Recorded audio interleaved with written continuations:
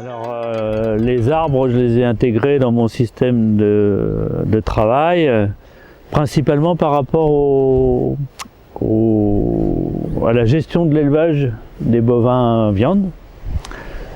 Pour moi, c'était très important que les arbres et les haies, c'est pour ça que pour moi c'est des haies bocagères, elle avait plusieurs rôles. Celui de clôture déjà, parce que quand on a des vaches allaitantes avec des veaux, ça permet de limiter les parcelles, d'éviter que les animaux puissent passer d'une parcelle à l'autre très facilement. Il y avait un côté abri, puisque les animaux sont très demandeurs de points d'ombre ou d'abri par rapport au vent. Et puis par rapport à l'eau aussi, puisque c'est un facteur de gestion du ruissellement de l'eau, mais aussi ça permet d'avoir des zones plus sèches en pied de haie pour que les veaux puissent se coucher. C'est vrai que le système était mis en place avec une stabulation, les animaux étaient 90% du temps en stabulation. Aujourd'hui, j'ai complètement inversé les choses. Grâce au système de haies brise-vent, eh bien on va dire la stabulation est une stabulation au plein air. Alors les haies qu'on a plantées chez nous sont très importantes par rapport à l'engagement qu'on a pris et surtout par rapport à la biodiversité en général. Parce qu'on s'est rendu compte que quand on était auprès de haies, on avait moins de problèmes de régulation de tout ce qui est parasites. Et l'idée c'était nous de pouvoir savoir les haies existantes, si on pouvait les garder, et ensuite quelles essences on pouvait replanter pour pouvoir attirer ou des ravageurs ou des prédateurs d'ailleurs. Hein, mais le principal c'est surtout d'avoir des prédateurs qui étaient là, pas loin du verger et qui puissent à un moment donné sauter de l'un sur l'autre. Nous, les arbres, d'ailleurs, ça a été une obligation d'en planter sur les parcs à volailles. Parce qu'on considère que pour fixer les animaux sur les parcs à volailles, il faut des arbres. Alors, dans les années 80, on a commencé à mettre des arbres individuellement. Après ça, on s'est dit, mettre des haies, ce sera beaucoup plus efficace.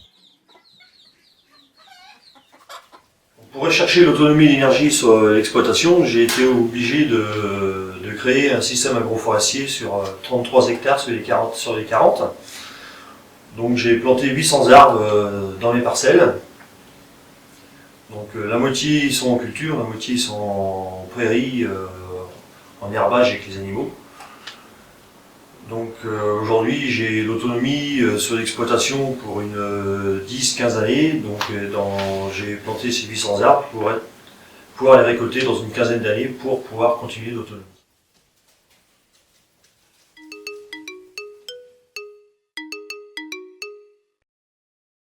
Alors ça fait presque 15 ans maintenant qu'on a replanté les premières haies. Alors au départ on y a été par quelques centaines de mètres parce que ça faisait quand même un peu peur, mais après on a été sur des longueurs de 500-600 mètres par an et on a replanté à peu près 4 km de haies sur la ferme. Et il y a plus de 20 km de haies en tout sur la ferme avec celles qu'on a réussi à redonner vie, parce qu'il y en avait beaucoup qui étaient très mal entretenues et qui périclitaient, et puis d'autres qui étaient déjà existantes mais qu'on a travaillé d'une autre façon en laissant pousser les arbres, les augets et puis en entretenant avec des tailles plus douces. C'est-à-dire que même si économiquement on s'y retrouve pas forcément, on a réussi à avoir une meilleure image et surtout pouvoir faire un peu moins de pesticides. Et ça pour nous c'était important parce qu'on n'est pas en culture biologique, on est bien en production raisonnée mais en conventionnel. Et donc l'idée c'était de pouvoir se servir de celles-là pour finalement faire moins de chimiques. Hein. Voilà. Et ça a fonctionné.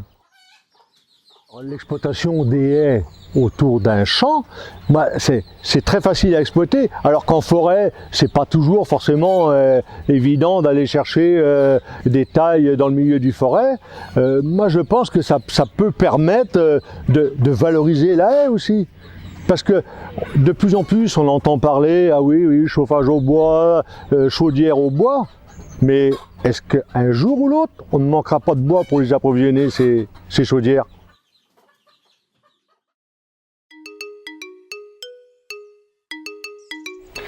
Pour moi aujourd'hui, tous les planteurs qu'on fait appel au service de conseillers agro-bocagers, agro-forestiers, peu importe le nom qu'on va donner, et qu'on planté les arbres, sont pas véritablement reconnus. C'est-à-dire que quelqu'un qui a planté 15 km aujourd'hui va être considéré de la même manière que quelqu'un qui n'en a jamais planté ou qui a tout arraché sur son exploitation, ce qui est dommage. Alors, la reconnaissance par rapport aux plantations que l'on a faites, non, on n'est pas forcément reconnu. Mais l'idée, c'est de le faire parce qu'on y croit. C'est pas forcément, on n'attend pas forcément une reconnaissance par rapport à ces plantations. L'idée, c'est parce que c'est important.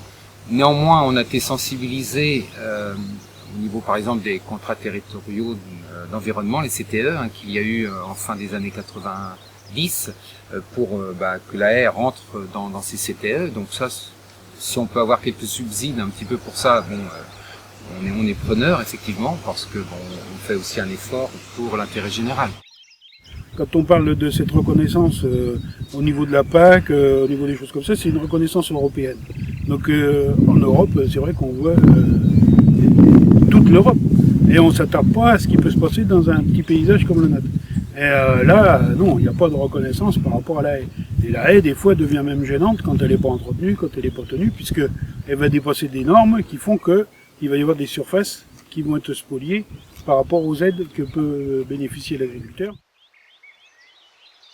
Maintenant, effectivement, faire reconnaître ces exploitants dans le sens commun, c'est-à-dire arriver à les mettre en lumière dans leur ensemble, ça serait sans doute très très intéressant, effectivement. Et puis, je pense que certains ont des démarches plus individuelles sur le territoire pour faire reconnaître leur plantation, par exemple, ou leur démarche de gestion plutôt positive. Et les intégrer à un groupe d'agriculteurs qui vont dans le même sens, ça les rassurerait aussi probablement par rapport à des démarches de qualité.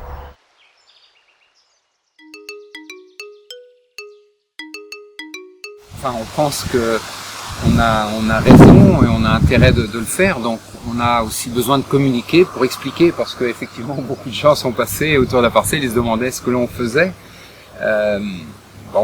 Donc les vertus de l'arbre, et puis l'arbre avec la culture, la synergie qu'il peut y avoir. Donc tout ça, il faut qu'on l'explique.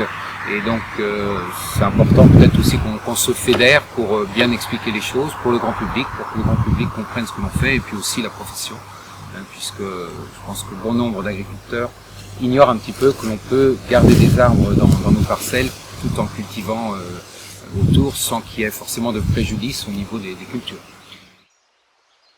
Oui, je pense qu'aujourd'hui il faut exprimer l'intérêt de la haie bocagère et de ceux qui l'ont conservée dans le cadre de la production agricole véritablement. Et c'est pas suffisamment fait aujourd'hui effectivement, où on est plutôt à considérer de manière très ponctuelle, très sporadique l'arbre pour des rôles que l'on connaît mais qui ne sont pas souvent suffisamment exprimés. Donc aujourd'hui je pense qu'il y a besoin d'aller plus loin, d'aller beaucoup plus loin dans l'expression de ces éléments arborés au sein des exploitations, et de les considérer autrement que par la production de bois énergie par exemple, comme véritablement une unité de production, un soutien à la production, qu'elle soit de culture ou d'élevage évidemment, où ça paraît plus évident.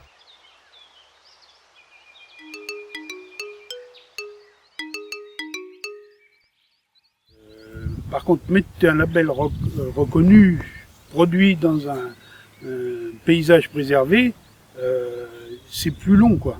Parce que c'est pas le mode de production du lait, c'est l'ambiance dans laquelle on le produit. Et cette ambiance, elle est beaucoup plus difficile, de mon point de vue, à pouvoir mettre en œuvre. Pour nous, c'est beaucoup plus agréable de travailler comme ça dans un univers avec des haies tout autour, on entend les oiseaux, enfin on les entend là aussi, ouais. On a toute une biodiversité qui se gère autour de ça.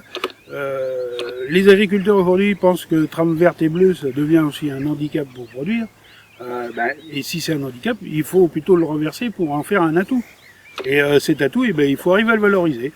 Et peut-être que le fait d'avoir un pseudo-label ou un label qui puisse dire produit dans un paysage préservé, ça peut être intéressant. Moi, je pense que s'il y avait quelque chose qui était fait au niveau national, toute production confondue sur les arbres, ça serait vraiment quelque chose de positif, d'abord pour toutes ces productions et pour la nôtre notamment. Si on pouvait se servir d'une chose qui a été créée comme ça, oui, moi je pense que c'est quelque chose qui serait très bénéfique pour nous. Un logo dans ma démarche serait certainement un plus puisque je suis en vente directe sur ma ferme et donc il y a le logo qui identifie la ferme et ce logo que j'ai mis en place est aussi en lien avec le bocage. Donc cet identifiant me permettrait également de communiquer sur mon système, la santé animale, l'autonomie au travers le système mais aussi le produit qui est issu de ce système. Qu'est-ce que ça peut apporter? Je pense que ça peut être un complément par rapport à l'action que nous-mêmes on mène au niveau de la commune. Nous, dans le cadre du PLU, on a protégé des haies, on a prévu d'en replanter à certains endroits pour favoriser les déplacements de la faune. On a protégé aussi des arbres qu'on considère comme des arbres remarquables. Et donc que certains agriculteurs puissent avoir le même type de démarche, je pense que ça peut être complémentaire et donc ça peut jouer encore plus le jeu de la collectivité. D'ailleurs, de toute façon, on a besoin d'eux pour mener ces projets à terme. Pour développer un identifiant, forcément, c'est le conseiller qui va aller voir son agroforestier, son bocager, l'agriculteur, puisque on fait rien sans les agriculteurs sur l'identifiant. Alors un visuel au niveau à l'échelle nationale, au niveau de toutes les structures, au niveau de toutes les exploitations agricoles qui ont intérêt et qui souhaitent conserver les éléments arborés, ce serait vraiment un plus pour nous. Et pour les exploitants, ce serait une reconnaissance qui les mettrait en lumière, en valeur, et qui surtout leur permettrait, je pense, de se sentir beaucoup moins seuls, de se rendre compte peut-être qu'ils sont assez nombreux finalement à avoir ces opinions et à avoir ces envies-là. Et pour nous, structure, ce serait aussi une reconnaissance qui nous permettrait de mettre en avant nos politiques qu'on réalise depuis 20 ou 25 ans et de montrer que tout ce qu'on a réalisé depuis une vingtaine d'années avec l'aide des exploitants agricoles, c'est quelque chose qui est pas du tout anecdotique, mais qui structure véritablement un réseau, un maillage très cohérent au niveau des territoires. Je ne sais pas si les collectivités ont à jouer un rôle, mais peuvent jouer un rôle, oui, je pense. On peut favoriser la communication par le biais de nos petits bulletins communaux. Je pense que ça, c'est important. Et puis, si déjà, au niveau de la commune, il y a une politique qui va dans ce sens-là, je pense qu'on aura d'autant plus envie aussi d'informer les agriculteurs de cette démarche-là et les inciter à rentrer dans le système. Alors effectivement, s'appuyer sur des réseaux à l'échelle nationale pour mettre en place ce genre de démarche de qualité et de communication permettra sûrement d'avoir beaucoup plus d'appui et beaucoup plus de sens dans la mise en place des politiques de valorisation à l'échelle nationale et donc de raisonner bien davantage au niveau des politiques nationales. Qui plus est, je pense que ça nous permet, nous, de communiquer ensemble, toutes les structures des différents territoires, et d'apporter une connaissance de ces territoires et un échange qui va, nous aussi, nous conforter dans nos positions et dans nos choix de valorisation au niveau du paysage. La mise en place d'une démarche de communication va les mettre en valeur et va les rassurer quant à leur choix de production et quant à leur choix de maintien des essences et des arbres sur les exploitations agricoles. Aujourd'hui, c'est vrai qu'on est confronté à une incertitude au niveau des exploitants quant à la nécessité de garder les haies par rapport à des pressions qui peuvent être exercées, de la mécanisation par exemple, de l'externalisation des travaux. Et aujourd'hui, de pouvoir créer un réseau et mettre en valeur à l'échelle d'un territoire l'ensemble des exploitants agricoles qui pensent de manière cohérente que c'est intéressant de garder leur réseau de haies, garder leurs arbres sur leur paysage, ça les confortera dans leur choix.